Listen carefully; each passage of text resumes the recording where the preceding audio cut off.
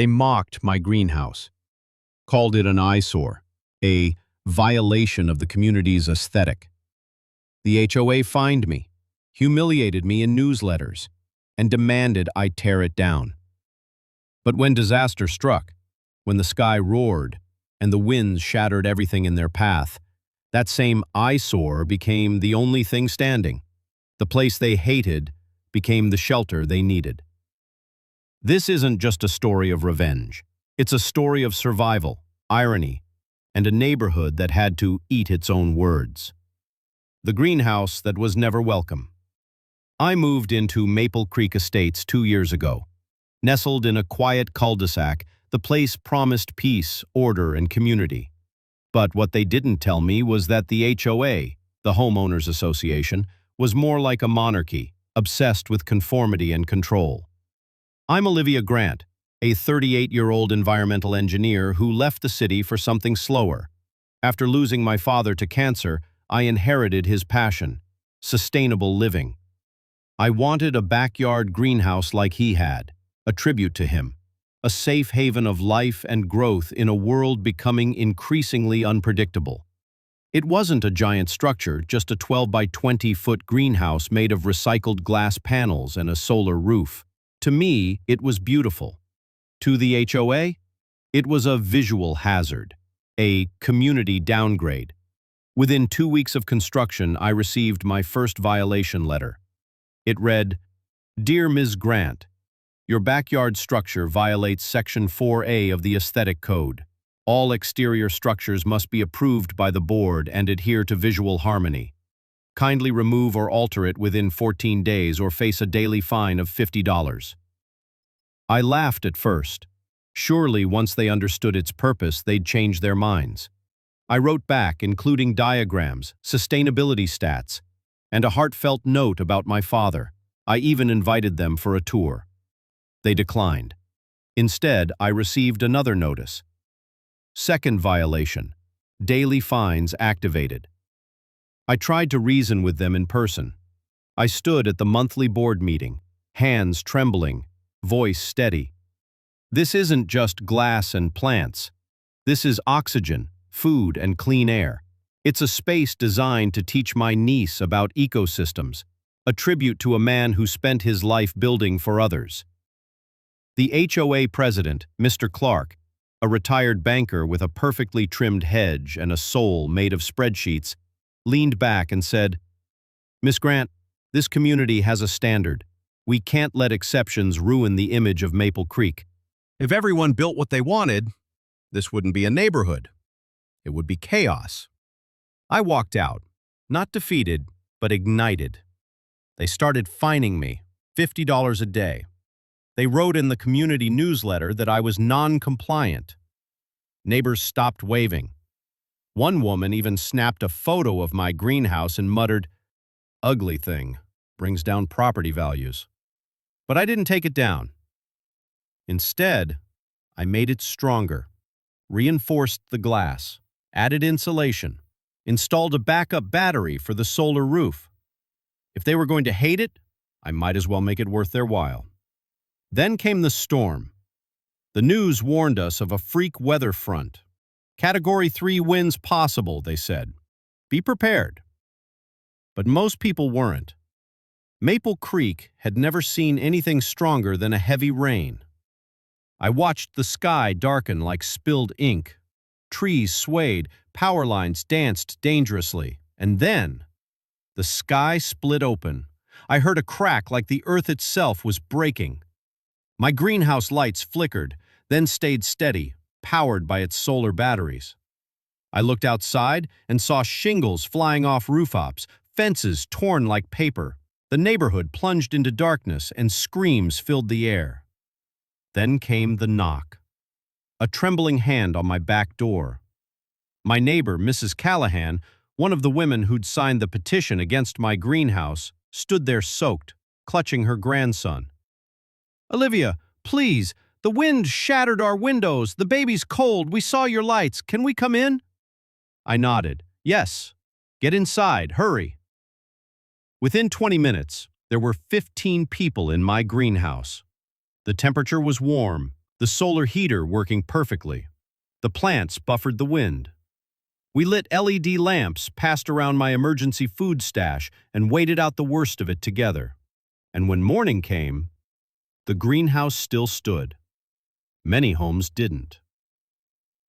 From eyesore to lifesaver. The morning after the storm was unlike anything Maple Creek had ever seen.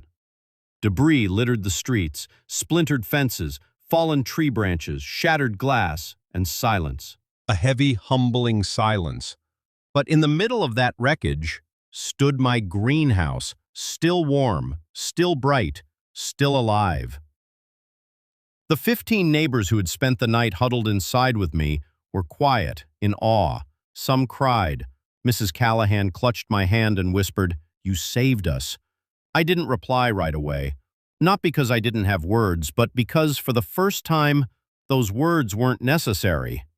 We stepped outside. The devastation was clear. The HOA clubhouse roof had collapsed. Mr. Clark's perfect hedge was flattened. Houses had broken windows, uprooted trees leaned over driveways, and the air smelled of pine, rain, and shame.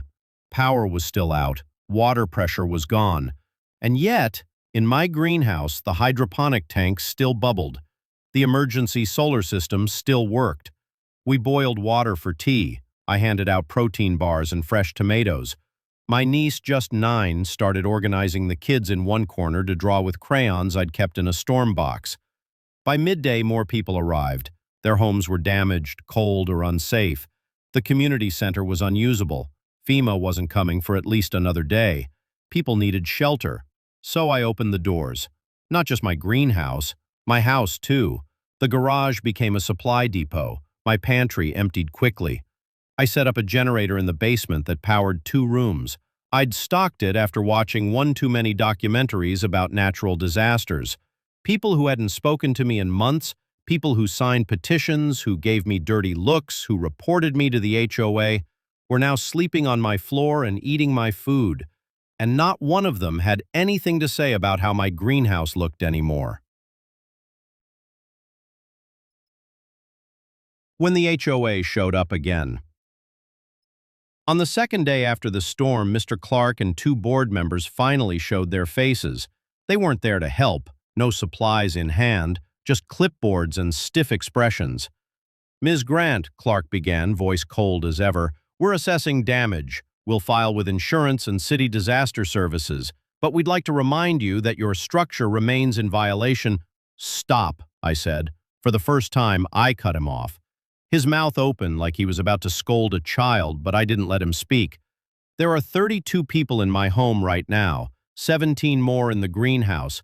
I've shared everything I have. That structure you tried to tear down saved lives. And you want to talk about violations?" One of the board members, a younger guy named Darren, shifted uncomfortably. "Clark, maybe this isn't the time." "No," Clark snapped. "This is exactly the time. When emotions run high, it's even more important we stick to rules." I took a step closer. "Then let me show you a rule." I walked them to the greenhouse, pushed open the doors and let them see. Warm air, families safe, supplies sorted, plants still thriving. "You think this is an eyesore?" I asked. Mr. Clark looked around, his lips pressed into a tight line. "It's not about usefulness, it's about appearance and conformity." I smiled. Then maybe it's time the neighborhood starts conforming to reality. The turn in public opinion. That night, someone, probably Mrs. Callahan's teenage grandson, posted a video online. A simple clip of the storm-ravaged street and then a pan to my greenhouse, full of people, safe and smiling. The caption read, "The eyesore that saved Maple Creek." HOA heroes. It exploded. By morning, news vans lined the entrance of our street. Reporters interviewed residents. They asked about the storm, the survival, and about me. I wasn't prepared for the attention. I didn't build the greenhouse for fame. I built it to honor my dad. But now people were calling me a hero. A few neighbors even offered to donate supplies to restock what I'd given away. And then came the most unexpected moment of all. Mr. Clark requested to speak to me. alone. He looked exhausted, disheveled. Not the polished, icy man I was used to. "I owe you an apology," he said. I blinked. "I'm sorry, what?" "I fought you on the greenhouse. I thought I was protecting the community, but I was wrong. You did more for Maple Creek in 48 hours than I've done in 5 years." I waited. "There's going to be a vote to amend the bylaws," he said, "to allow structures like yours, functional, eco-friendly, emergency safe. We'd like you to help write it." I could have gloated, could have slammed the door in his face, but I didn't. Because the truth was, this wasn't just about revenge anymore.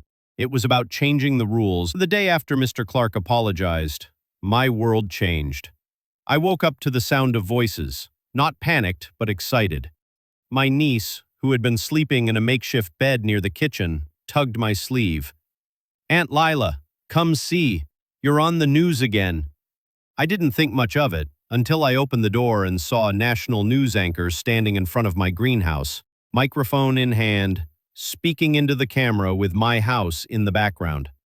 That morning, CNN, ABC, even BBC had shown up.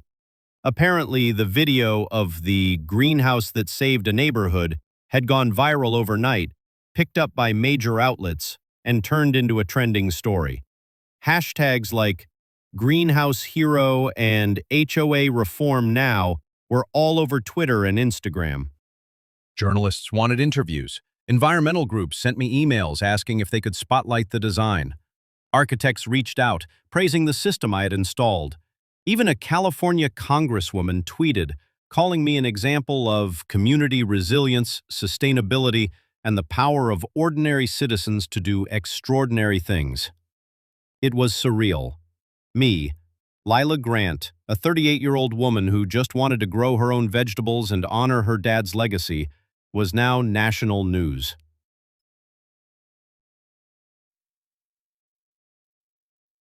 Back in Maple Creek, the mood was shifting. Public opinion had turned hard against the HOA. Neighbors who once whispered behind my back now brought me homemade pies and grocery store gift cards.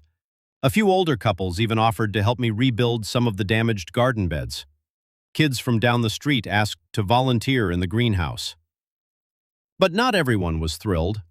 Mr. Clark had gone quiet, rarely seen since his public apology. I heard whispers he might be resigning. Some board members tried to distance themselves from the previous decisions, claiming they had never supported removing the greenhouse. Typical. Then came the emergency HOA meeting. It was the first one I attended in nearly a year.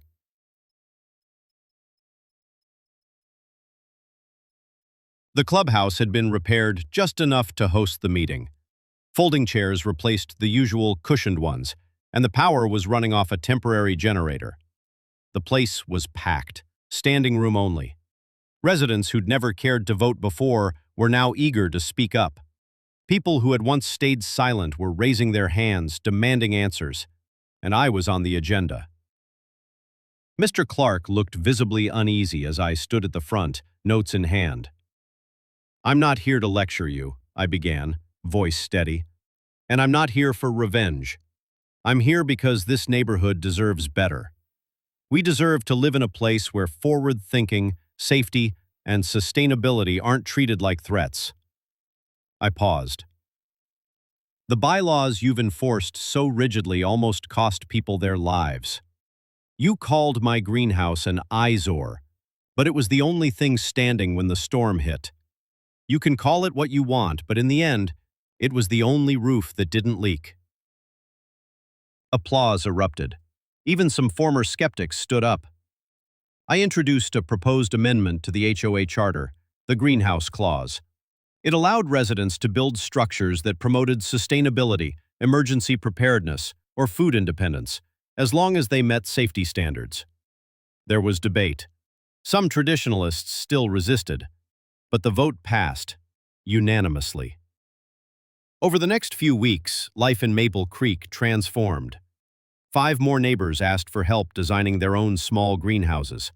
I partnered with a local high school to host weekend sustainability workshops in my yard. We planted a community garden on a previously unused lot near the entrance of the subdivision. And the once hostile HOA? They made me their environmental liaison, a new role meant to guide future policies toward community resilience. The mayor visited. He cut the ribbon on the new greenhouse park and gave a short speech about innovations starting in our backyards. It was cheesy, but honestly, I loved it.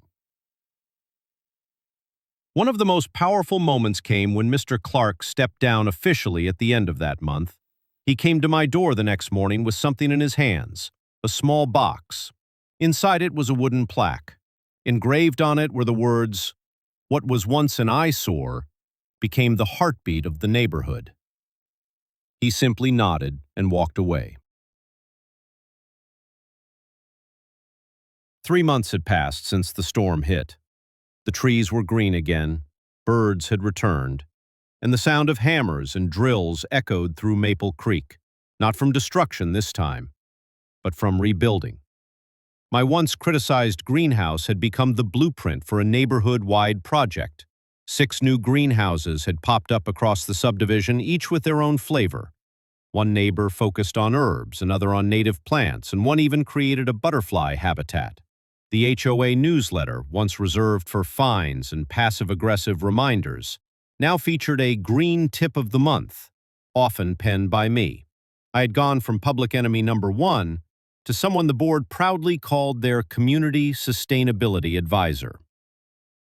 But beyond the titles and recognition, the most powerful change was the sense of togetherness. People who hadn't spoken to each other in years now swapped tomatoes over fences. Elderly residents joined hands with teenagers to weed garden beds. Our shared trauma from the storm had bloomed into something beautiful, a second chance to be better neighbors, better people. One rainy morning in late April, I found a thick envelope in my mailbox. No stamp, just my name, written in careful cursive. Inside was a handwritten letter. Dear Lila, I owe you more than an apology. I owe you my gratitude. When I joined the HOA years ago, I thought order meant control, that uniform lawns and strict rules were the only way to protect our values. I didn't see that I was choking the life out of what made this community special. Your greenhouse taught me that growth comes from letting go, that beauty doesn't have to be uniform to be meaningful. Thank you for showing us that resilience is green and growing, not gray and rigid. I've resigned. I hope this neighborhood follows your lead. Sincerely, Franklin Clark. I folded the letter slowly. My hands shook a little, not from anger, but from the strange warmth that filled me. He had changed, and so had we. By summer, Maple Creek looked nothing like it did the year before. The lawns were still mowed and the sidewalks still swept, but now there were signs of life in every yard. Raised garden beds, compost bins, rainwater tanks, kids playing with worms and planting seeds instead of glued to screens. We held our first neighborhood green festival in July. Booths lined the street, locals selling honey, baked goods, art made from recycled wood. Even the mayor returned, joking that he should move in. The climax of the festival was a short ceremony in front of my greenhouse. I was handed a small trophy, shaped like a seed sprouting from the earth.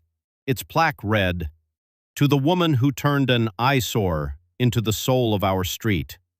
The crowd clapped. I smiled and looked around. Not for recognition, but for the faces I had once feared, the HOA members. Now neighbors, now friends. Even Franklin stood in the back, smiling quietly. One late evening, I walked into the greenhouse alone. The storm had left a few scars on the frame, but I kept them there, a reminder of what we had survived. I ran my hand across the wooden bench my father built and sat beside the climbing vines. A small wind chime jingled in the soft breeze. I whispered, "You were right, Dad. Sometimes you have to plant the seed even if the world says it doesn't belong." And just like that, a single tomato dropped from the vine into my hand. Perfect, red, ripe, a symbol of everything we'd been through. I stepped outside into the warm air, looked down the street, and watched as porch lights flicked on, one by one, little beacons of hope. Not long ago, I was nearly fined into silence. Now, I was part of something bigger, a movement, a transformation, a garden that would keep growing long after the storm had passed.